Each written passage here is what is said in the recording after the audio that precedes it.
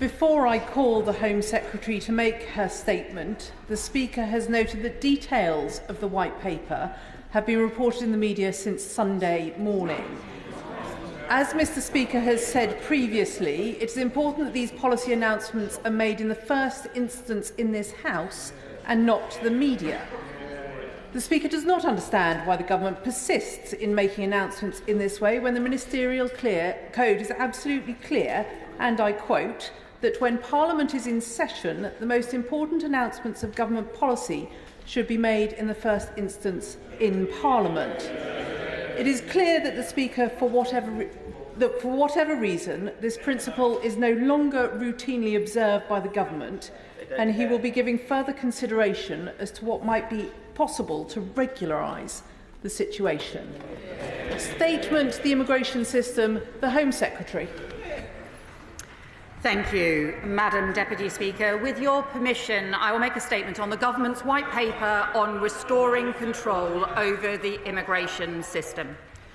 5 months ago, the figures were published that showed net migration had reached a record high of more than 900,000 under the last Conservative government, a figure that had quadrupled in the space of just 4 years. It was the consequence of specific government choices made from 2020 onwards, including introducing what was effectively a free market experiment on immigration, encouraging employers to recruit from abroad, loosening controls in different areas but without any requirement to tackle skills and labour shortages here at home. Choices which undermined the immigration system and the economy too. This government is making very different choices. We made clear at the time, just as we had set out in our manifesto, this government would restore order and control to the immigration system, bringing net migration substantially down, but also boosting skills and training here at home. The White Paper we are publishing today does exactly that, and it is built on 5 core principles. First, that net migration must come down so the system is properly managed and controlled. Second, that the immigration system must be linked to skills and training here in the UK so that no industry is allowed to rely solely on immigration to fill its skills shortages. Third, the system must be fair and effective with clearer rules in areas like respect for family life to prevent perverse outcomes that undermine public confidence. Fourth, that the rules must be respected and enforced, including tackling illegal and irregular migration and deporting foreign criminals. And finally, that the system must support integration and community cohesion, including new rules on the ability to speak English and the contribution that people can bring to the UK. Our United Kingdom is an interconnected and outward-looking nation. Our history and our geography mean that for generations, British people have travelled overseas to live and work, and people have come to the UK to study, work, invest or seek refuge. And British citizens draw on heritage from all over the world, and that has made us the country we are today. Through many years, our country has been strengthened by those who've come here to contribute, from doctors in our NHS, entrepreneurs founding some of our biggest businesses, to those who came through generations to work in jobs from coal mining to caring for our loved ones to serving in our armed forces. People often coming to do some of the most difficult jobs of all. And our trading nation, global leading universities and strong historic international connections mean migration will always be part of our country's future as well as our past. But that is exactly why immigration needs to be properly controlled and managed. And it hasn't been. Overseas recruitment shot up, while training in the UK was cut. Lower skilled migration soared while the proportion of UK residents in work plummeted. In 2019, 10% of skilled work visas went to non-graduate jobs. By 2024, that had risen to 60%. Employers were even given a 20% wage discount if they recruited for shortage jobs from abroad, actively discouraging them from paying the going rate or training here at home. Education institutions were allowed to substantially expand the number of overseas students without proper compliance checks. Social care providers were encouraged to recruit from abroad with no proper regulation. So we saw a serious increase in exploitation, deeply damaging for those who came to work here in good faith and also for other workers and responsible companies who were being undercut. The rules and laws that are supposed to underpin the immigration system were too often ignored, and by 2024, returns of people with no right to be in the UK were down over a third compared to 2010. And of course, criminal gangs were allowed to build an entire smuggling industry along our borders, undermining security and creating a crisis in the asylum system. Madam Deputy Speaker, later this year we will set out further reforms on asylum and border security and on tackling illegal and irregular migration, building on the new counter-terrorism powers in the Borders, Security, Asylum and Immigration Bill before the House this evening, because no one should be making these dangerous crossings on small boats. But this white paper sets out how we restore that control to the legal migration system so it is sustainable, fair and works for the UK. First, we're overhauling the approach to labour market policy, so for the first time we properly link the immigration system to skills and training here in the UK. So that where there are skills or labour shortages in the UK, immigration should not always be the answer to which employers turn. Because that long-term failure to tackle skills shortages, bring in proper workforce planning, to get UK residents back to work, or improve pay terms and conditions here at home, is bad for our economy as well as for the immigration system because it undermines productivity and growth. So we will lift the threshold for skilled worker visas back to graduate level and above, removing up to 180 different jobs from the list, increasing salary thresholds. Access to the points-based system for lower skilled jobs will be limited to areas on a new temporary shortage list, including jobs which are critical to the industrial strategy, but access will be time limited. There must be a domestic workforce strategy in place, and employers must be acting to increase domestic recruitment. We will expect workforce strategies to be drawn up more widely in other higher skilled areas too, where there is over-reliance on recruitment from abroad. And to support that work, we will establish a new labour market evidence group, bringing together skills bodies from England, Scotland, Wales and Northern Ireland, the Department for Work and Pensions, the Industrial Strategy Council and the Migration Advisory Committee to gather and share evidence on shortage occupations in different parts of the country and also highlight the role that skills, training, pay and conditions and other policies can play in improving domestic recruitment so that increased migration is never again the only answers to the shortages the economy faces. This new approach means we also need to act on social care. The introduction of the social care visa led not only to a huge increase in migration, but also to a shameful and deeply damaging increase in abuse and exploitation. When proper checks were finally brought in, 470 care providers had their licence to sponsor international staff suspended, and 39,000 care workers were displaced. Overseas recruitment for care jobs has since dropped, but it must not surge like that again. And it's time we address the domestic issues, including a proper fair pay agreement to show respect to people who do some of the most important jobs in the country. We are therefore ending overseas recruitment of care workers. It will continue to be possible to extend existing visas and to recruit displaced care workers and people already in the UK with working rights on other visas. Alongside the new visa controls and workforce strategies, we will also increase the immigration skills charge paid by employers who recruit from abroad by 32%. That money will be invested through the spending review in supporting skills and training here in the UK. And we will ensure that Britain continues to attract the brightest and best global talent by enhancing the visa routes for very high-skilled individuals, top scientific and design talent, and people with the right experience to support growth in key strategic industries. Madam Deputy Speaker, international students bring huge benefits to the UK, supporting our world-leading universities and bringing in top talent and investment. But we will strengthen compliance requirements and checks to prevent visa misuse.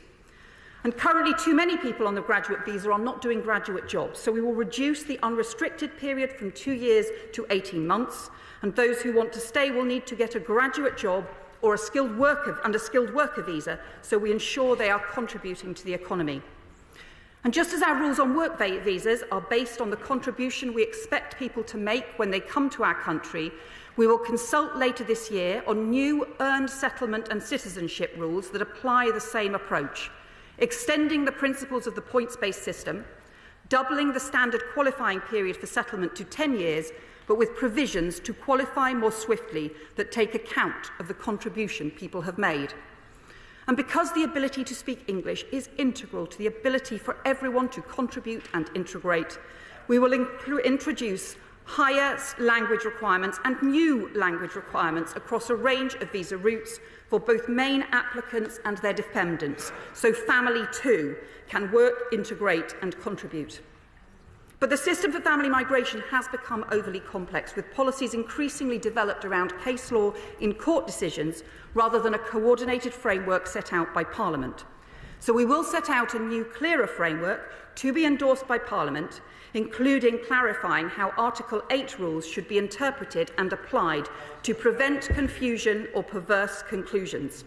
We'll review current community sponsorship schemes that support recognised refugees and continue to take action against trafficking and modern slavery. And we will shortly appoint a new Windrush Commissioner to ensure the Windrush lessons continue to be learnt and the Home Office makes sure its standards are upheld. But rules must be respected and enforced across the board, so we will also bring in stronger controls where there is evidence of visa misuse. We are rolling out e-visas and digital ID, including better use of technology to monitor when people are overstaying on their visa or to support the increase in illegal working raids. Since the election, we have increased returns and we will go further. Those who come to our country must abide by our laws. So we will develop new procedures to ensure the Home Office is informed of all foreign nationals convicted of offence, not just those who go to prison. So we can also revoke visas and remove other offenders in a wide range of crimes who are abusing our system. Madam Deputy Speaker, already we're reducing the number of visas being granted this year, and updated figures will be published before the end of the month. Already we're increasing returns with over 24,000 people in the first 9 months, the highest 9-month period for 8 years. The impact of the changes to skilled worker visas, care worker visas, settlements, students and English language is expected to reduce visas by a further around 100,000 a year. And in addition, the new workforce strategies, immigration skills charge, family and asylum reforms will further bring numbers down on top of that. And as the Prime Minister has said, where we need to go further to restore a sustainable system, we will. Madam Deputy Speaker, throughout our history, Britain has been strengthened by people coming to start new businesses, study at universities, contribute to our cultural and sporting excellence, and do some of the toughest jobs in our country. But to be successful, effective and fair, our immigration must be properly controlled and managed. This White Paper sets out how we will restore control, fairness and order to the system, how we will continue to bring net migration down, and how we will turn the page on the chaos and failure of the past. I commend this statement to the House. Shadow Home Secretary Chris Philp. Thank you, Madam Deputy Speaker, and I thank the Home Secretary for advance sight of her statement, not that it was necessary given the extensive leaks and pre-briefing. Now, the Prime Minister claimed this morning that all of a sudden he wants to control immigration. I must say that came to me as something of a surprise. The Prime Minister seems to have undergone a miraculous conversion. He has apparently repudiated everything he has ever believed. Or perhaps the Prime Minister is doing what he always does, saying whatever he thinks people want to hear at any given point in time. Perhaps the Prime Minister sees his minus 36% approval ratings and this paper is his desperate response. Because, Madam Deputy Speaker, we know what the Prime Minister really thinks about immigration because he has often told us. The Prime Minister once described immigration law and border control as racist. He signed a letter opposing the deportation of dangerous foreign criminals, including murderers and rapists.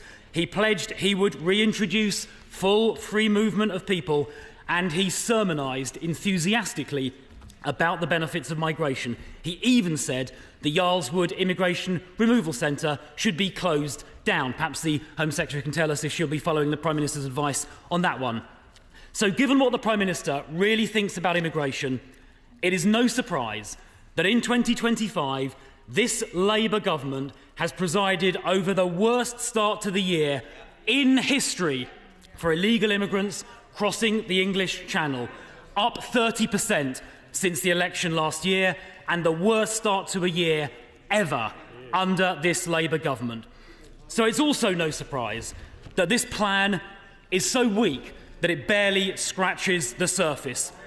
On its very first page, it seeks to create a false impression. It says visa applications, and the Home Secretary repeated this a minute ago, saying visa applications are 40% down since the election, implying that is somehow down to this government. Why are visa applications actually down by 40%? It is because of the changes made by the last government, which came into force in April 2024. And from the previous peak, net migration is already forecast to reduce by around about 500,000. And if the Home Secretary is now all of a sudden so keen on reducing migration, will she explain why she suspended the Conservative plan to increase the family visa threshold to £38,000? It was due to come into force last month. Will she tell us when that change will now be introduced? Now, the truth is, Madam Deputy Speaker, this plan is weak and it will have little impact. The Home Secretary admitted on Laura Kuenssberg's programme yesterday the measures will only reduce net migration by 50,000, just 1/10 of the impact of the previous Conservative changes. The honest truth is that we need to go much further than this paper does. Immigration needs to come down a lot more. And under new leadership, the Conservative Party is taking a new approach. Well, you can vote on this later if you're so keen. High immigration has put pressure on housing. It has put pressure on public services, on social cohesion and on the economy. Because mass low-wage, low-skill migration actually undermines our economy's productivity and costs other taxpayers money, because low-wage migrants consume services which cost the Exchequer more than they pay in tax, particularly where there are dependents. So we need to go much further, and that is why later today the House will vote on 2 Conservative proposals as amendments to the Borders Bill, which I can see members opposite are very excited about the prospect of doing. The first of those amendments will create a binding annual cap on migration to be set and voted on democratically by this Parliament. It will allow full democratic parliamentary control over those migration numbers, deliver complete transparency and ensure immigration levels are drastically reduced. I can see the Immigration Minister talking enthusiastically from the front bench. I assume that means she'll be supporting this measure. And, Madam Deputy Speaker, secondly, we will vote on an amendment to repeal the Human Rights Act from all immigration matters. Not just tinker with Article 8, as the Home Secretary says. This will stop foreign criminals and others with no right to be here from abusing human rights laws in UK courts, including Article 3. So, Madam Deputy Speaker, I have a very simple question for the Home Secretary. Well, I'll try anyway. If she is really serious about controlling immigration, will she vote later on today for the immigration cap, and will she vote to repeal the Human Rights Act for all immigration matters? Home Secretary. Madam Deputy Speaker, I must have missed a bit of the Shadow Home Secretary's response. The bit maybe at the beginning when he apologised to the House and to the country for his party's policies that quadrupled net migration in the space of just 4 years. He tells us his concerns about the level of migration. It was his party that is responsible for that huge increase in net migration. And I must have missed the bit as well where he confessed that from the point at which he became an immigration minister in 2020, when all these policies were introduced, to the point at which the Shadow Justice Secretary finished being Immigration Minister in 2023, net migration rose from 170,000 a year to 870,000 a year. But I must have missed that confession and that apology, because that is what the Shadow Home Secretary should have done. And frankly, until he admits his failure, until he apologises for the damage, the chaos that he and his party caused, frankly, no one is going to take seriously a single word he says. And he refers to visa changes that were made before the election. I would say we supported changes that were made by the Right Honourable Member for Braintree, but he had to reverse some of the changes that the Shadow Home Secretary made when he was an Immigration Minister. And as for caps, the White Paper provides for caps on low-skilled migration on the temporary shortage list. But his targets and caps are as meaningless as all the other ones that his party introduced when they were in government. Indeed, let me quote from the time of the Conservative government's reforms that caused a lot of these problems. I especially thank the Home Secretary for removing the annual limits on work visas and on international students. I lobbied for both. That was the current leader of the opposition. So the idea that this will have anything to offer is like people who burgled your house and then turn up the next day and offer to sell you a dog. If they are serious about making the changes, if they are serious about tackling small boats, frankly, they should vote for our counter-terrorism powers to tackle the smuggler gangs that repeatedly he and the other right-wing parties have voted against. That's not serious. This government is. Florence Eshalomi. Thank you, Madam Deputy Speaker. I am proud to represent a diverse and vibrant constituency, Vauxhall and Camberwell Green, a place where so many people from around the world have chosen to make their home, a place where so many people contribute to our community day in, day out. Since this announcement, Madam Deputy Speaker, I've been contacted by several constituents who are currently on a work visa and looking at their path for a way for indefinite leave to remain. They are understandably worried, Home Secretary, about where this uncertainty leaves them. They're worried about their future plans. One even told me that they are worried and they're considering leaving the UK because their settled status here is under jeopardy. So can the Home Secretary please outline whether this policy applies to people who are already living and working in the UK, or will it just be to new visa applicants?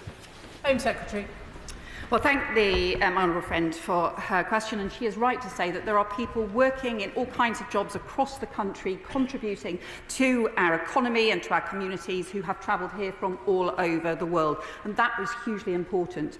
We will set out further details of the earned settlement and citizenship reforms later this year, and we will consult on them. So there will be plenty of opportunity for people to comment on and consider the detail. But it is important that we have extend the sense of contributions and the points-based system to those reforms as well. We have also said that we will maintain the current 5-year route for those who have come on a dependence visa, on a family visa as well, as part of maintaining families. Liberal Democrat spokesperson Lisa Smart. Thank you very much, Madam Deputy Speaker. Immigration is personal to all of us, whether we're immigrants ourselves, the descendants of immigrants, or just benefit from the skills, the talents or the cultural richness that immigrants bring. For me, I'm immensely proud that our country took in my nan, aged 18, when she was fleeing the Nazis in 1939. And I am hugely grateful that the senior surgeon who did my dad's kidney transplant operation brought his skills and talents to our country, having been born elsewhere. And yes, the Conservative government made a total mess of our immigration system. Their chaotic and dishonest approach of making and breaking headline-grabbing targets shattered public trust and left the system in tatters. The line I agree with most in the government's white paper published this morning is that the immigration system must be fair and effective. What the Conservatives left behind was nowhere close to either. Change is needed, and that means rebuilding an immigration system that works for our country and our economy while treating everyone with dignity and respect. And of course, that must be coupled with a clear plan to make it easier to recruit British workers to fill these vacancies instead. And I'd welcome more details from the Home Secretary on how her government will achieve this to ensure these changes don't have unintended consequences for our economy and in particular for our health and social care systems. Will this include finally implementing the Lib Dem proposals for a higher carers minimum wage to reflect the skill level really involved in caring professions? We also need to move away from the chaotic chopping and changing of immigration rules that we saw under the Conservatives. So will the Home Secretary provide further clarity on when these changes will be brought forwards, including a clear timetable for any changes to visa rules, so that employers and workers and their families that we're talking about today can plan for their future? Secretary. I thank the honourable member for her points, and she is right that we need to boost the training and skills here in the UK alongside the stronger controls. On social care, we will introduce a fair pay agreement. It is really important that those vital jobs in social care, looking after our loved ones, are properly respected. And we're also on some of the timetable issues. Some of these will require primary legislation and further consultation. Others will be brought in more swiftly. For example, some of the changes to skilled worker thresholds will be brought in more swiftly. But to give her an example of the approach that we want to take, something like construction workers, for example, will be on the temporary shortage list because it is clearly crucial to growth in our economy. However, it has to be alongside respect for this workforce strategy, and that is why the Education Secretary has set out proposals to train 60,000 more construction workers here in the UK. Sean Davies. Thank you, Madam Deputy Speaker. This Labour government inherited disorder at the border, a broken system where criminal gangs, dodgy employers and fake colleges too often decided who came into this country. Will the Home Secretary give the courts the powers to deport, the universities and colleges the resources to train our young people, and have a system that encourages the brightest and the best to come to this country and rebuild Britain? Secretary. My honourable friend makes an important point. We do want to make the procedures easier for deportations of foreign criminals, for increasing returns of those who have no right to be in the UK, and that's why we will be changing the procedures that we have inherited. He is also right that we need to ensure that the best international talent is able to come swiftly to the UK, and that's why we will be setting out further reforms for the highest talent routes as well. Sir James Cleverly. Thank you, Madam Deputy Speaker. In her statement, the Home Secretary said that the visa changes she is putting in place will reduce net migration by 100,000 people a year. The House of Commons Library has figures that say the visa changes that I brought in would reduce net migration by 300,000 people per year. So would she now concede that her proposals are only a third as effective as mine? Home Secretary. I would just say to the right honourable member, nice try. He was in the cabinet that massively increased net migration, that pushed the numbers up. The fact that he then belatedly had to attempt to restrict and reverse some, but just some, of the changes that he and his colleagues had previously endorsed and put before the country. And the fact that he still never tackled this fundamental approach that the Conservatives had, which was this free market experiment, this encouraging people to recruit from abroad, never training, never supporting the training and the conditions on training here in the UK, means that fundamentally he was just desperately trying to close the door and deal with problems far too without any proper strategy on actually understanding why it was that actually you need those links with skills, links with training in the first place. That's why what we have to recognise is the important way in which migration has always supported our economy and will continue to do so. But it has to be properly controlled and managed. He didn't do that. Chian Wura. Thank you, Madam Deputy Speaker. The Tories promised net migration in the tens of thousands and left it at about 1 million. Reform's predecessor, UKIP, promised that Brexit would fix immigration. That didn't work out, did it? So the Home Secretary is absolutely right to take a reasoned, evidence-based approach to fixing the immigration system.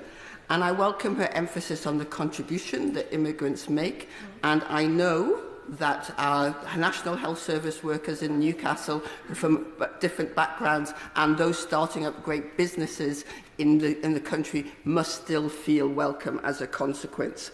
But she's also right to critique our country's dependence on immigration for growth and the impact that has on productivity. And can she say a little bit more about how she will break that link? Home Secretary. Well, my honourable friend makes a really important point, because if the response too often to any labour shortages or skills shortages is simply to turn to migration without actually addressing what are the causes of those skills or labour shortages, which might be around pay and conditions, it might be around lack of skills and training, it might be around lack of workforce planning, might be a whole series of different things. If we don't actually address those causes, then all that happens is that productivity here in the UK falls. So alongside ensuring we can get the skills that we need, ensuring that we can benefit from international talent, we have to tackle those domestic training and skills failures and make sure that we invest in those. And that is what the immigration skills charge and the increase in that immigration skills charge will help us to do. Andrew Mitchell. Surely, Madam Deputy Speaker, the most immediate challenge, which is enraging our constituents, is the illegal migration across the Channel, where her government has kicked away the tough deterrent measures which they inherited from the last government. So are there not three critical measures which she should be taking? The first is to work incredibly closely with all our European partners. The second is to need to look very hard at the international conventions, particularly the Geneva Convention from 1951. And thirdly, and in many ways most importantly, to work on the upstream problems at source. Increasingly, people are migrating in very large numbers from the Sahel in North Africa, fleeing from violence, starvation and extreme poverty.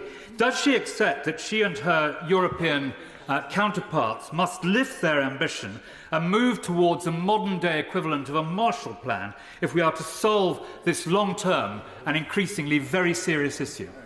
Home Secretary.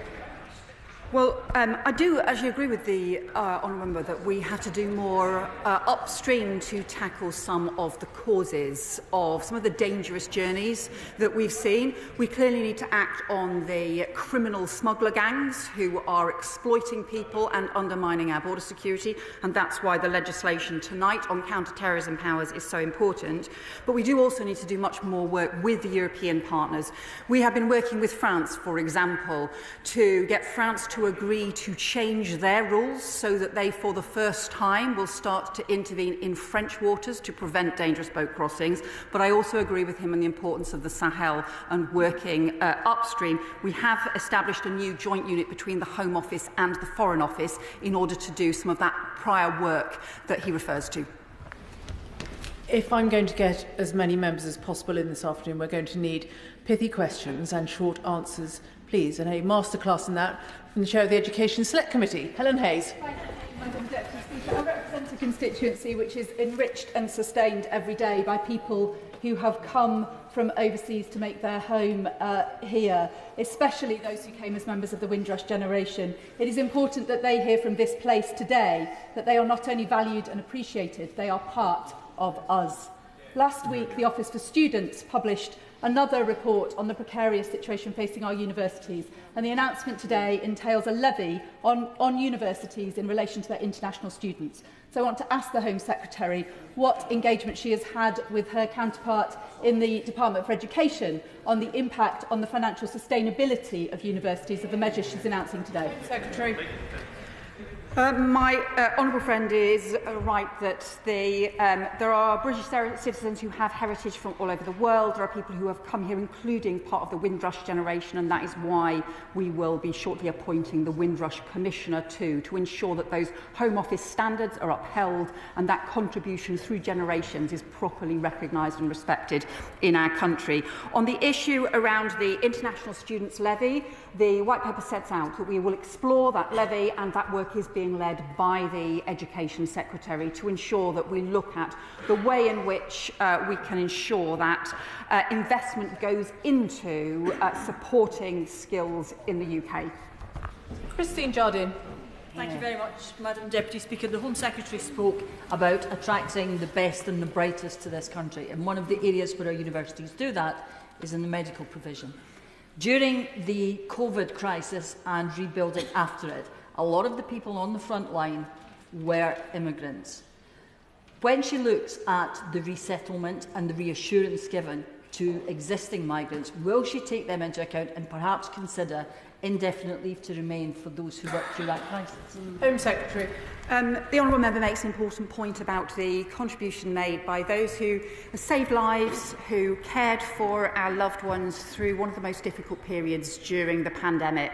And we need to respect and recognise those contributions. There will be plenty of opportunity for everyone to contribute to the consultation on changes to the earned settlement and citizenship rules. Tracy Gilbert.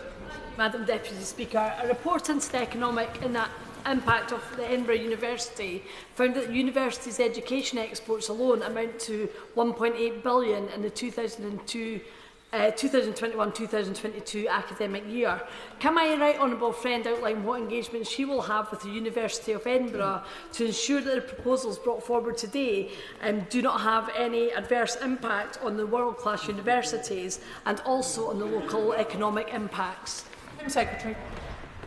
Well, my honourable friend is right that the international students make a huge contribution to our country, to our economy, and universities are often very important to the local economy as well.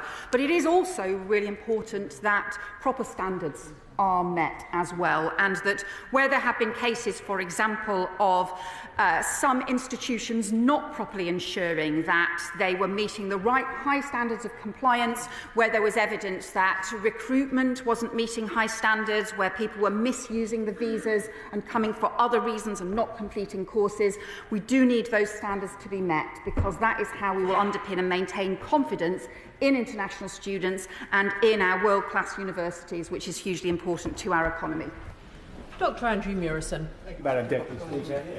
In the details of the Government White Paper that came out over the weekend, there was very little of substance, and the Home Secretary has rather confirmed that impression today. But there are two big-ticket items that my local authority and my local training providers will like some answers on. Firstly, where is the uplift in training going to be financed? When will that money arrive? Since I'm sure Trowbridge College and my constituency will be very interested to hear about that. And secondly, on the fair pay agreement, does she anticipate that statutory authorities providing statutory services will be paying for this, which presumably means council taxpayers, or will she be providing the money out of the block grant?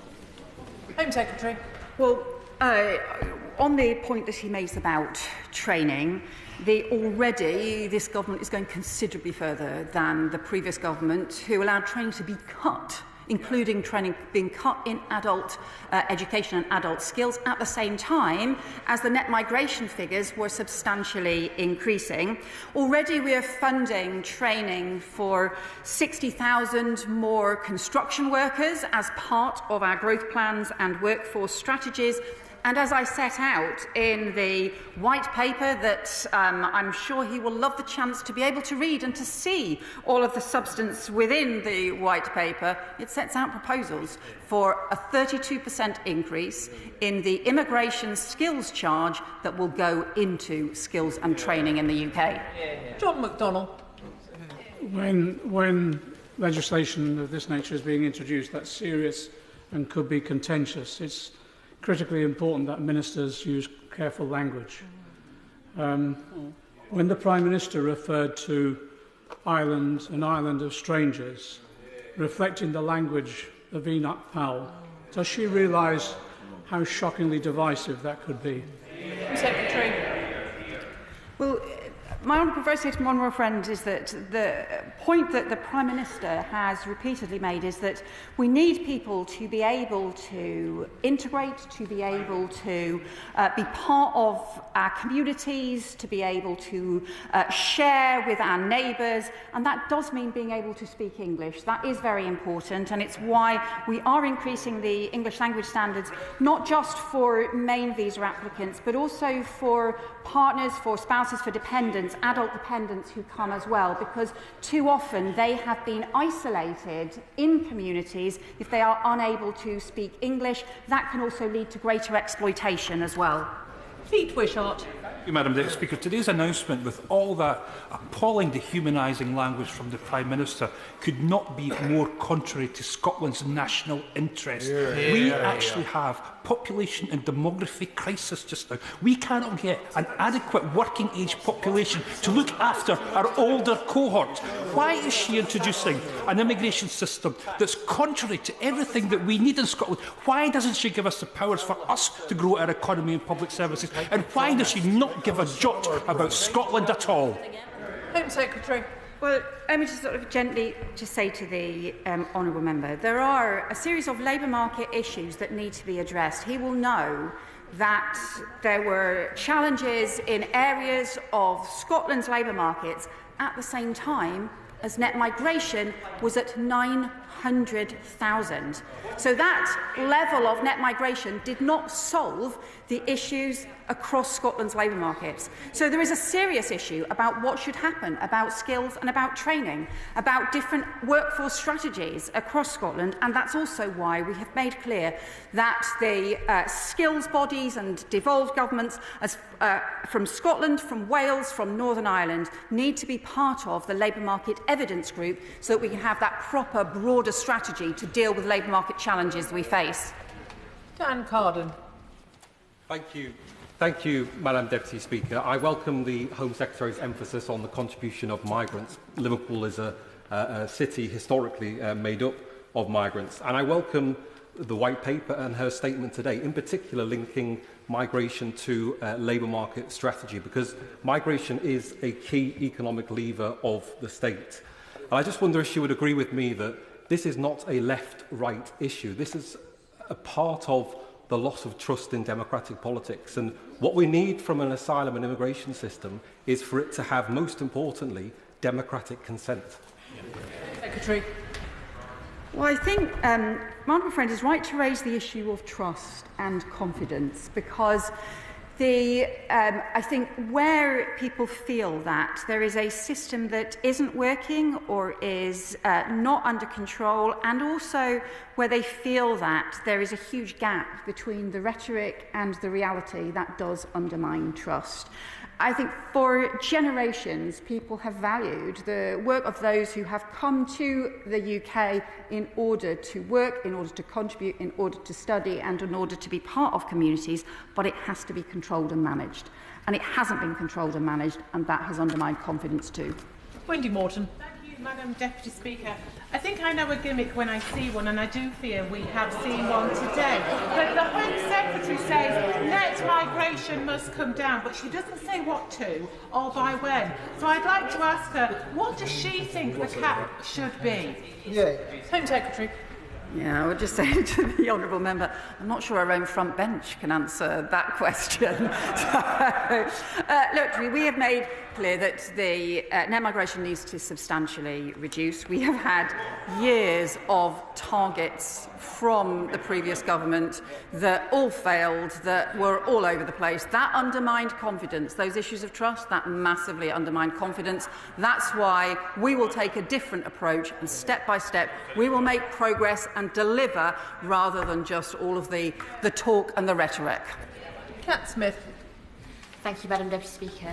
Lancaster University, like all of our UK leading universities, relies on operating in a global market. That's not just for international students, but also for academic staff. Many of those staff have been in touch with me already today, and they are feeling quite hurt and upset by some of the language that has been used, particularly the language around an island of strangers. So can the Home Secretary say something to my constituents who very much contribute to the economy of Lancaster, but also are culturally enriching? Well, we draw her attention to the words that I said as part of the statement today. It is through generations, in recent years, but also going back through many generations, that people have come to the UK, been part of contributing, building our communities, and part of the country that we are today. That is who we are, and it is important. It's also important that we ensure that when people come to the UK, that they can speak English, that they can talk to each other, that they can be part of communities, because it is in areas where people haven't been able to speak English that we've often seen some of the worst exploitation as well. So that's why I think this is about recognising the importance of migration, but also ensuring that the system is fair. Nigel Farage. Thank you, Madam Deputy Speaker. The Home Secretary will be aware that 5 years ago I warned that if we didn't leave the ECHR and deport immediately those that arrived in Dover via small boats, that there would be an invasion. And sure enough, I was right. Yeah. Today, a further 600 young men already today have been processed through Dover. Perhaps the odd Iranian terrorist among them. Who knows? How do you know? How do you know? Does the Home Secretary accept How do you know that their policy of smash the gangs is a complete and total failure? And if that's the case, why should we believe anything else they said? Well, the honourable member, no one should be making these dangerous boat crossings. They undermine our border security and they put lives at risk. Criminal gangs who are organising these dangerous boats are making a fortune and profiting from these dangerous boat crossings. And that's why we need counter-terrorism style powers to be able to go after the gangs. That is the opportunity for him and his party to vote for those counter-terrorism powers tonight so that we can strengthen our border security. Previously, he and his party voted against those counter-terrorism powers. I think we need counter-terrorism style powers to strengthen our border security in order to be able to go after those criminal gangs. Does he? Mike Tapp. Thank you, Madam Deputy Speaker. The opposition like to talk and obsess over caps. Does the Minister agree that it might have been sensible for the previous government to place a cap on the number of Home Secretaries they had to churn through to deliver their failed open border project? True. Yeah, my own firm is right. I think they had 8 Home Secretaries in the space of 8 years, and 2 of them were the same person. Esther McVeigh. Thank you, Madam Deputy Speaker. Without a third country like Rwanda, can the Home Secretary tell the House where illegal immigrants whose country of origin cannot be established because they've destroyed the documentation will be deported to? Or is it the case that they cannot be deported, and so anyone who exploits that loophole can stay here with impunity? Home Secretary. Well, this government has increased returns since the election, 24,000 returns since the election. That includes a more than 20% increase in failed asylum cases and includes action that we are taking to deal with people who claim to have lost their papers and to ensure that we can deliver those returns. We will continue to support other policies, including working with the EU on issues around returns hubs. Let me just say to her, they had 2 years to run their Rwanda scheme. They spent £700 million and spent 4 volunteers. That was a waste of money, a failure for the taxpayer, and a failed delivery too. Luke Akehurst. Thank you, Madam Deputy Speaker. I welcome this statement, and particularly the measures outlined to streamline deportation processes, ensuring they are fast, fair and effective. Can the Secretary of State remind the House what happened to levels of removals, including of foreign national offenders, on the party opposite's watch? Home Secretary. Well, the returns did drop by around a third under the previous Conservative government. I think that's very damaging. I think the rules should be respected and enforced. We also have inherited a system where the only people that they even seem to try to remove or get the information on were those who had been convicted with prison sentences. We believe that we need that information much more widely and a faster process to ensure that the rules and the laws are upheld. Tim Farron. Thank you, Madam Deputy Speaker. Given that lengthy A&E, cancer treatment and ambulance waiting times in Cumbria are a direct result of the lack of social care workers, meaning that our hospitals are full to bursting, what assessment has she made of the damage this policy could do to patients and NHS workers in my communities, where the most regular experience we have of migrants is that they cared for us and our loved ones? Secretary. Well, we need to support social care and recognise the importance of that job, and that means tackling the long-term recruitment issues here in the UK and not simply always thinking that we could ignore those problems and turn to migration instead. He will know that there have been huge problems, including abuse and exploitation, as a result of that route, and 39,000 people who came here on a care worker visa, often in good faith, ended up being displaced when finally checks were introduced.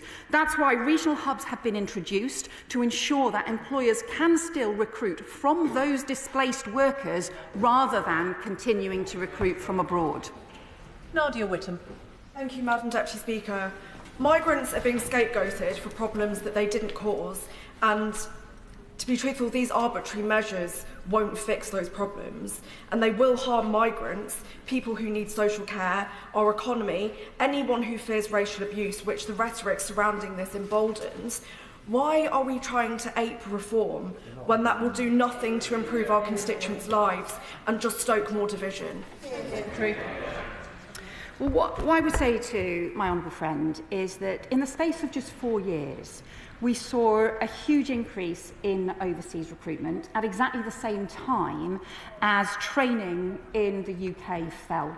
Now, I think that is a real problem in the UK labour market, to have such steep increases at the same time as such deep problems in terms of training in the UK.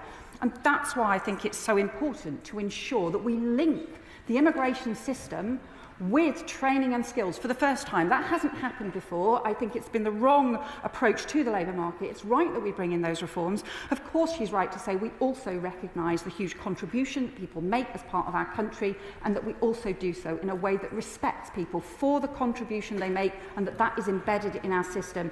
But we have to change this broken labour market approach. Paula Denyer. Thank you, Madam Deputy Speaker. The Prime Minister's Island of Strangers speech sounded like something straight out of the Reform Trump playbook. Rather than alienating and devaluing migrants, recognising the need to increase the number of Brits who want to work in our health and care sectors, wouldn't the Minister prefer to support the Unison campaign for a certificate of common sponsorship to protect the working right of migrant workers who are working in unacceptable situations of exploitation, bordering on slavery and at threat of deportation? As a Labour member, would she not prefer to support that Unison campaign? Home Secretary. Well, one of the issues that we've highlighted in the White Paper is the importance of tackling exploitation, which is deeply damaging for those who have come to the UK in good faith, and also damaging for other employers as well. So one of the points we want to explore is making it easier for people to not be held to a single employer where there are problems with the sponsorship arrangements, and to make that system more effective so that it can tackle exploitation. Sally Jameson. Thank you, Madam Deputy Speaker, and I welcome today's White Paper, which actually brings some substantive reforms to our immigration system after over a decade of expensive rhetoric. But can the Home Secretary set out what further reforms that the Government is considering for our asylum and appeal system, as well to do with the ludicrous hotel situation that we were left with by the last government? Home Secretary. Well, my honourable friend is right. We need to end asylum hotels, and that means we have to clear the shocking backlog that were left with by the previous government, who just stopped taking asylum decisions in the last few months in the run-up to the election.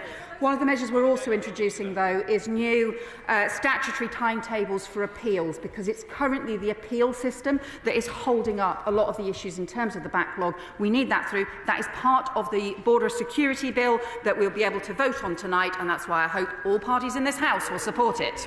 Mark Pritchard. Thank you, Madam Speaker. Can I welcome the Home Secretary's statement today? And it's in the national interest that the government get this right, and I hope that that will happen. I'm not convinced yet, to be honest, and we haven't seen much of the detail. But can I also support the Honourable Member for Clacton and his concerns around national security? I think that is something that should be taken more seriously. But this year, 10,500 people have crossed the English Channel, legal migrants. That is a record number for this period of time in any year previous. And I just saw nothing today in the Prime Minister's early leaked statement, or indeed the Home Secretary's statement, on a deterrent. Without a deterrent, you can have all the counter-terrorism commands, all the new laws, all the great statements. Nothing is going to change. Secretary. Well, this evening, Madam Deputy Speaker, we will be able to vote for a border security bill which includes counter-terrorism powers in order to tackle criminal smuggler gangs. And the Prime Minister said before Christmas, when we hosted the Interpol conference, that border security is a national security issue and needs to be taken seriously as such. That is why we need those counter-terrorism powers. That's why we need our police, National Crime Agency, Border Force and border authorities to be able to intervene much earlier, to be able to take action against this dangerous trade in people that does undermine our national security as well as our border security. So I hope he'll vote for the bill tonight. Chris Murray. Thank you, Madam Deputy Speaker. The public have been waiting for 15 years to hear a government set out a serious strategy to actually get a grip on the legal migration system, so that it works for public confidence, so that it works for the economy, and so that it works for migrants themselves. So on that point, can I welcome the measures the Home Secretary has announced in relation to the health and social care visas? Because this has been really disruptive for the labour market, but it has also led to instances of extreme exploitation and modern slavery. And will she commit to these new measures being fully modern slavery proofed in the White Paper? Home Secretary. I welcome my honourable friend's points. There have been really just shameful examples of exploitation that probably all of us have come across in our constituencies around the social care visa and the way that it was introduced. But also here people who have come to work incredibly hard in our care homes, and that's why it's so important that we tackle that exploitation, and that's why we need to ensure that those standards are met, that we have a fair pay agreement, and certainly that we maintain standards around tackling trafficking and modern slavery too. Ben Lake. The Home Secretary will be aware of the funding crisis that afflicts so many of the UK's universities, and so much so that last year, when the Migration Advisory Committee reviewed the graduate visa route, it concluded that it should be retained, stating that under the current higher education funding model, closure or additional restrictions to the route could put many universities at financial risk. What is the Home Secretary's assessment of the impact of these changes today on the financial sustainability of our universities? Secretary. Well, I would say to the honourable member, where the universities are already meeting high standards of compliance, that is really welcome, and the majority of universities already do. Those that currently don't are going to need to increase their compliance standards to make sure that we have a proper and robust system. And in terms of the graduate visa as well, people will be able to stay on for the unrestricted 18 months. If they want to stay on for longer, they need to be contributing in graduate jobs, because too often people have stayed and not been part of graduate jobs even though they've got a graduate degree, so they should be getting graduate jobs, including as part of a skilled visa as well. Steve Yem. Thank you, Madam Deputy Speaker. I wonder if the Secretary of State would agree with me that the best way to address soaring migration for work is to properly train and upskill our domestic workers in constituencies like mine in Mansfield. And I wonder how the measures introduced today will contribute to that aim. Home Secretary. Well, My honourable friend is exactly right, and in Mansfield and right across the country we need the training, we need the skills.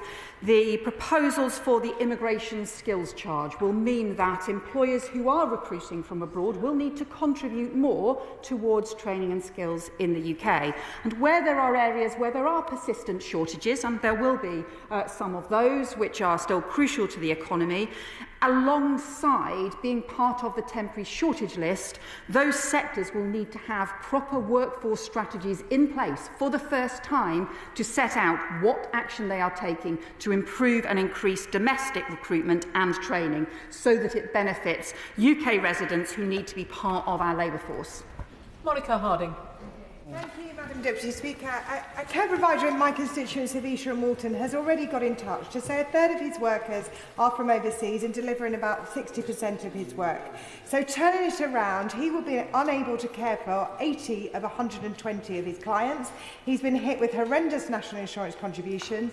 Invested thousands of pounds in the model. So in the absence of any adult social care plan, the government is now effectively capping the amount of workers. So how do we plug the gap very quickly? And will the care providers be properly supported with funding to allow these changes to happen? So in the care provider in the Honourable Member's constituency, they will be able to extend those care visas. They will also be able to recruit from the number of displaced care workers, which was 39,000 care workers were displaced when the proper new checks and standards were brought in, and they'll be able to recruit from the local community as well, including with alongside a proper fair pay agreement in place. So we need to make sure that there is a proper strategy to value social care and to deal with some of the causes of recruitment historically, rather than always having the kind of impact with the social care visa recruiting from abroad at such a scale that it led to significant exploitation. Olivia Blake. Thank you, Madam Deputy Speaker. Does the Secretary of State agree that, far from being strangers, migrants are our neighbours, our friends and family and integral parts and members of our communities, and that moves to cast them as strangers are both divisive and hostile and risk legitimising the same far-right violence that we saw in last year's summer riots? Have we learnt nothing? Home Secretary.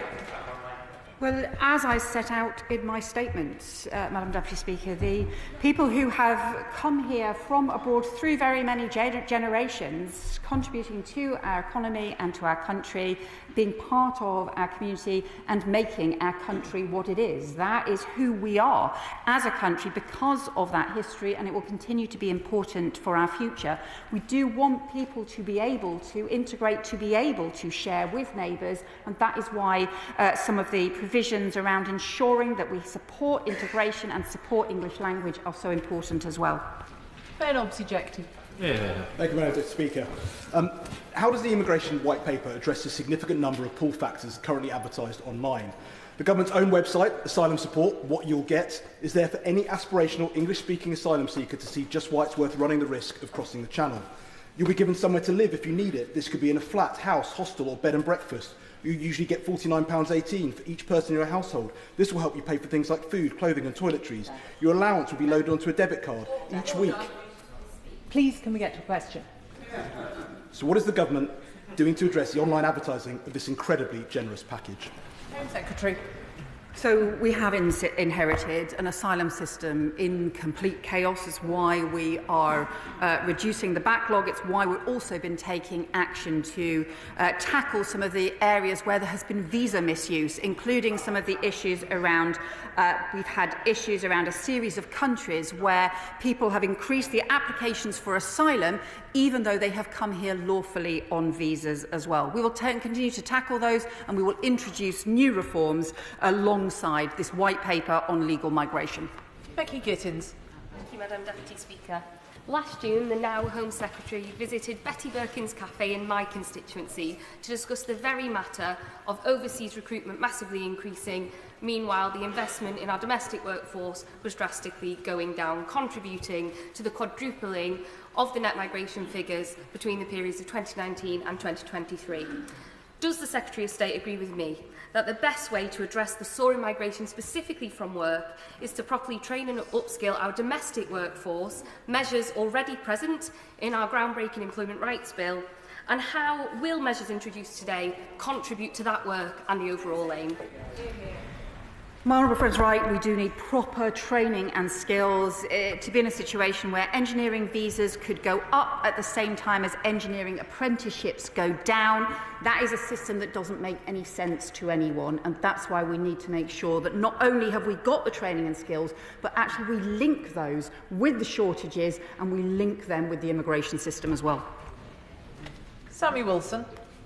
Madam Speaker, the House is right to be sceptical about a policy which has been announced on a toxic issue after the government has suffered a significant electoral defeat where the main issue was immigration.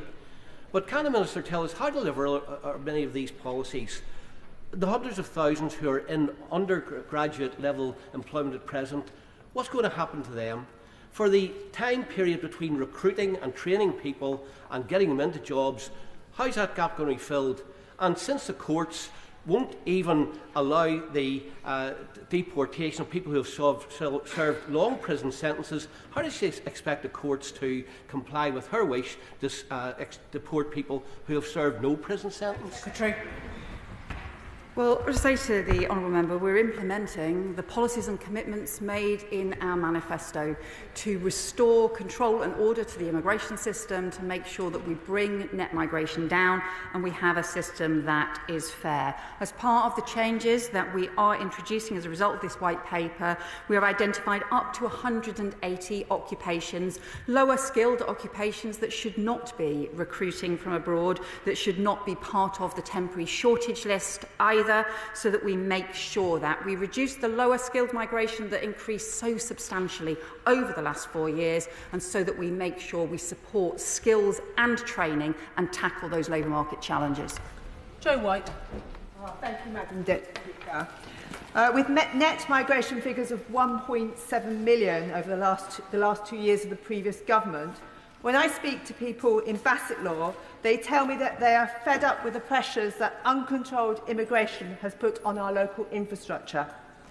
The Prime Minister has recognised this today with a clear commitment to reduce net migration and take back control of our borders. Can I congratulate my right honourable friend on this landmark cross-government white paper, which will fix the mess left by the party opposite? Does she agree with me that we need to stop the reliance on imported workers from abroad and focus on properly training British people instead? Home Secretary. Well, honourable friend's right that this is a cross-government approach, and it links to the work that the DWP Secretary, the Welfare Pension Secretary, is doing on helping people back into work, that the Education Secretary is doing on boosting training, that the Business Secretary is doing on building up industrial strategies so that we can plan in terms of the workforce of the future. This is a cross-government approach. That's how we make sure that we both make sure we've got control in our migration system and also boost the productivity of the economy. Lincoln Jopp. Thank you, Madam Deputy Speaker. What was it about the local election results that first attracted the Home Secretary to the idea of rushing out an immigration white paper? Secretary. I have to say to the honourable member, even I could not draw up a white paper in the space of 2 weeks. This is a white paper that was announced by the Prime Minister before Christmas, when we saw the scale of the huge increase in net migration that his party had presided over, and it's also implementing the policies that we set out in our manifesto to properly link the immigration system with training and skills in the UK. Rachel Maskell. Thank you, Madam Deputy Speaker. I'm proud to represent this country's only human rights city, where everybody is welcome and every life is of equal worth. Our economy depends very much on our universities and our universities on international students. In fact, employers will come to our country because of the diversity of our students. So will she ensure that actually properly consults the higher education sector. The second biggest export from my constituency is higher education, to ensure that we don't harm my local economy, but also the opportunities of international students and home students too. Well, I do strongly value the contribution from international students to our economy, and she is completely right to say how important international students are. But that's also why we need to make sure that standards are upheld in terms of universities, ensuring that systems aren't misused so that we can continue to support international students. And also, I think it will benefit our economy if those students who stay on afterwards are also doing graduate jobs. Thanks, Wilkinson. Thank you, Madam Deputy Speaker. One of the things I've appreciated about this government's approach is the moderate tone of language they've taken on really divisive cultural issues. I'm afraid today I've been disappointed by what I heard from the Prime Minister when he used the phrase island of strangers. We all remember the deleterious effect on public debate that happened after the Citizen of Nowhere speech, and I'm concerned that we're going in the same direction. Can the Home Secretary offer me any reassurance? Home Secretary. Well, the approach that we set out in our manifesto, the approach that we have set out in this white paper, is about how we properly control and manage the migration system so that it benefits the UK, so that it supports community cohesion, for example, by supporting integration, by ensuring that people can speak English and can, as a result of that, also challenge exploitation as well. So that's why I think the approach that we're taking is about embedding that fairness, about embedding community cohesion at the heart of our immigration system. Too often, those issues around integration and community cohesion haven't been part of the immigration system. This white paper makes sure that they are. Jacob Collier. Thank you, Madam Deputy Speaker. I recently visited a care company that expressed serious concerns about bogus organisations registering as care providers in order to sponsor individuals through the health and care visa. This not only undercuts legitimate care providers who pay and treat their staff properly, but also raises significant concerns about the potential exploitation of workers entering the UK. Can I ask the Home Secretary what steps she plans to take to clamp down on these fraudulent practices and support reputable British care companies? Home Secretary. My honourable friend is right that the kind of exploitation that we've seen has been deeply damaging for people who've come to this country in good faith, and he will have spoken to people, I have spoken to people who travelled from far overseas only to discover that there was no job for them when they arrived. They had sometimes been charged money as well in order to do so, and who were being a huge risk of exploitation as well. So as well as taking action around with the Fair Work Agency and other areas to tackle exploitation more widely, that is also why we think it is right to end the overseas recruitment for care worker visas and to support the care sector through the Fair Pay Agreement and through improving the support here in the UK. I intend to continue this statement until 6:15, so I appreciate that many members might be disappointed. Lewis Cocking. Thank you, Madam Deputy Speaker.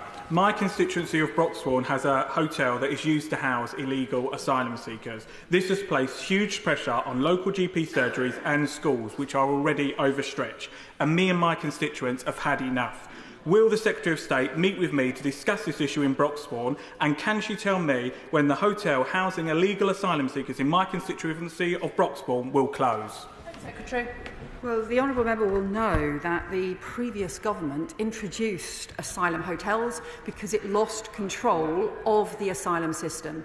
This government is clear we need to end asylum hotels. To do that, we need to clear the backlog. That also includes making reforms to the appeals system, again, a broken system that we inherited on asylum appeals, and we are now taking reforms through tonight as part of the Border Security Bill. I hope he will vote for those reforms so that we can end asylum hotels. Tulip Siddiq. Thank you. My constituency of Hampstead and Highgate has a proud history of welcoming refugees, whether it's migrants from Ireland back in the day or people fleeing political persecution in Nazi Germany. More recently, they opened their doors to refugees from Afghanistan and Ukraine. I welcome the government's measures to enable refugees to access skilled workers' visas. But could I ask the Home Secretary, what are her plans for refugees whose work visas will expire but they cannot return to their countries of origin? Will they be eligible for settled status? And how will the government guarantee their safety in the UK? Home Secretary.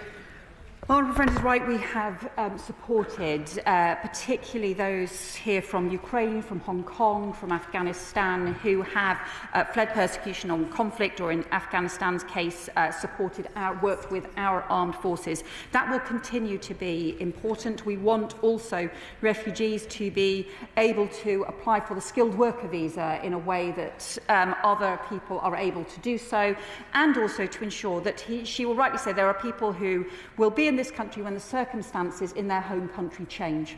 And in those circumstances, of course, there need to be provision either through the asylum system or through them being able to reapply for their visas as well. Stephen Gethings. Thank you, Madam Deputy Speaker. Madam Deputy Speaker, the Home Secretary will be aware that our higher education sector is world leading because it brings in the brightest and the best from around the world, our researchers, scientists, medical staff. Now, she will also be aware that universities are struggling because of Home Office rules, not least Dundee University, which has suffered millions of pounds worth of losses. Will she take my invitation to please come to Dundee so she can see the direct consequences that her department's policies are having on that university? Home Secretary. Well, international students have brought huge benefits. They also they contribute bringing investment as well as the skills and talent, and universities are important parts of local economies right across the country.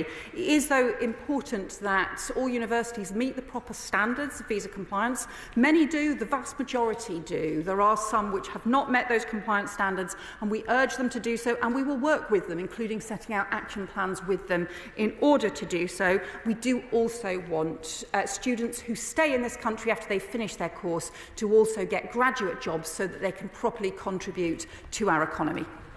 Andrew Perks.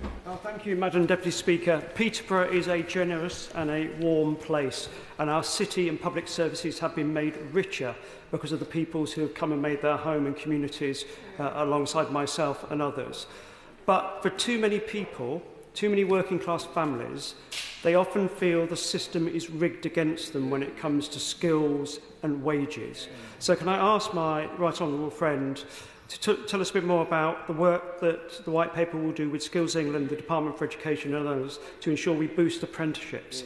And can I just ask her if she will keep high on her mind and reiterate to this House the desire to tackle illegal immigration as well, and to ensure that hotels like the Dragonfly in my hotel are stood down as soon as possible? Home Secretary. We do need to increase apprenticeships and training. That's why we're supporting 60,000 more construction workers to be able to go through training, to be able to support our economy alongside, as he rightly says, plans to make sure that we can end asylum hotels. Nick Timothy. Thank you, Madam Deputy Speaker. In answer to the honourable member for Vauxhall and Camberwell Green, the Home Secretary refused to say whether her proposals to reform indefinite leave to remain, briefed to the media as a tough new crackdown, will apply to immigrants who are already here. If it doesn't apply to people already here, it makes a mockery of the very idea of reform. So will she answer very clearly, will the new rules apply to existing immigrants or just those coming in future? Secretary. We want the settlement rules to be amended as swiftly as possible and to be able to apply widely, but we will consult on the detail, and it is right that we do so. And I would also say to him, this is one of just many things that we are needing to do to clear up the chaos that his party left. John Pearce. Thank you, Madam Deputy Speaker. After 14 years of broken promises, I'd warmly welcome the Home Secretary's statement to bring down net migration. With 1 in 8 young people not in education, employment or training, will the Secretary of State set out to the families and young people in my constituency of High Peak what this White Paper will do for them? Secretary. One of the most important aspect of the White Paper will be the increase in the immigration skills charge, which will mean that where employers are recruiting from abroad, where there are shortage occupations, they are contributing more that can help support skills and training here in the UK, and that includes supporting our young people to be able to get the apprentices and jobs they need. Alison Bennett. Thank you, Madam Deputy Speaker. The announcements today will deepen social care workforce shortages and risk harm to those who receive care.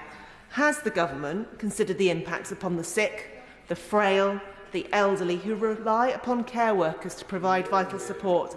And will the government publish an impact assessment setting out the effect of their reforms and what it will do for the quality and availability of care and on the work of the KC Commission?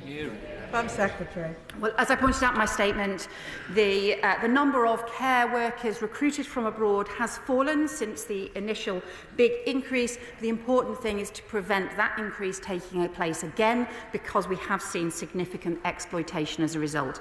As a result of introducing the higher standards, 39,000 care workers were displaced. They came here to do jobs that either didn't exist or didn't meet the right standards. We would urge care providers to recruit from the pool of people who are already here. Scott Arthur. Thank you, Madam Deputy Speaker, and I thank the Home Secretary for her statement and the steps she's taken to bring order to the chaotic immigration system we inherited. But I do want to ask a question within the context of a register of interests. Universities in Edinburgh are on their knees because of changes the Tory government made to immigration and also because of SNP cuts to the sector. Staff are keen to contribute to the economic growth in the UK, but they're concerned that what's in the White Paper might make that harder. So can she commit to working cross-government to ensuring universities come out of this stronger so they can contribute to economic growth? Secretary. What the honourable member also may be aware is that the increase in the student visas, the biggest increases in student visas were often on the universities that were lower ranking in the university league tables, and where we also had people then afterwards not doing graduate jobs. So we hugely support international students. He's right to refer to Edinburgh University, to other universities across the country, and we want to work with universities to ensure that high standards of compliance are being met, and also that where international students stay in the UK, they are also doing graduate jobs as well. Jeremy Corbyn. Thank you, Madam Deputy Speaker. Could the Home Secretary explain why, in the introduction of this White Paper, the language of Enoch Powell was used by the Prime Minister? There's been no speaking up about the enormous value of migration to this country that's kept our NHS running, our education service running, and so much more, and that there are already 130,000 vacancies in the care sector. Does anything in her White Paper do anything to improve community relations or deal with the now labour shortage within the NHS and the care service, or is it all about trying to please these people who unfortunately sit in front of me?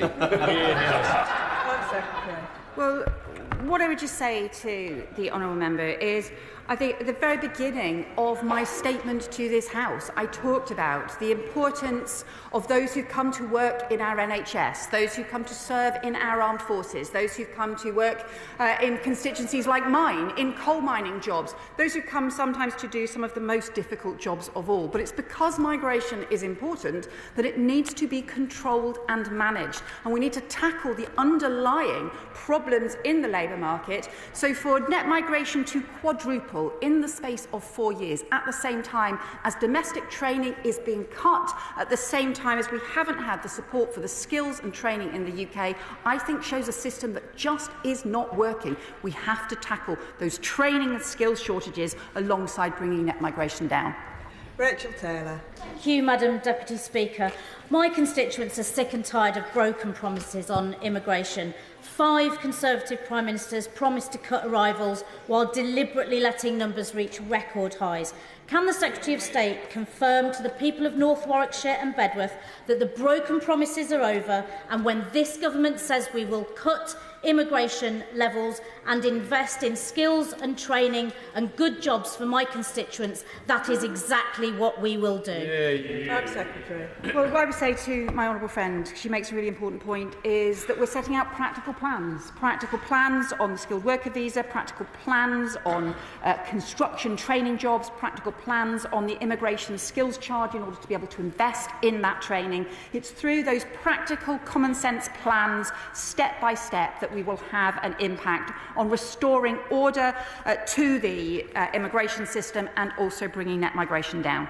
Greg Smith. Thank you, Madam Deputy Speaker. The White Paper talks in vague terms about potential changes that build upon and learn from the Displaced Talent Programme. So can the Home Secretary be really clear with the House where she sees those changes going, and more importantly, what safeguards she will put in place to ensure that any such changes don't act as some sort of massive magnet for those that wish to illegally enter our country? Home Secretary. Well, I think actually the opposite is true from what he said. We've talked about having capped and limited schemes, and also ensuring that at the moment it's possible for people in other parts of the world to be able to apply for a skilled worker visa if they have the talent. For example, if they are an engineer, if they are a scientist. But often refugees, recognised refugees, are not able to apply for visas, skilled worker visas, as scientists or doctors and so on, even though they have the skills and talent to be able to do so. And that is why we should just ensure that we can do our bit to help refugees who also should be able to come to be part of the skilled worker visa where they have the skills to do so. That concludes the statement.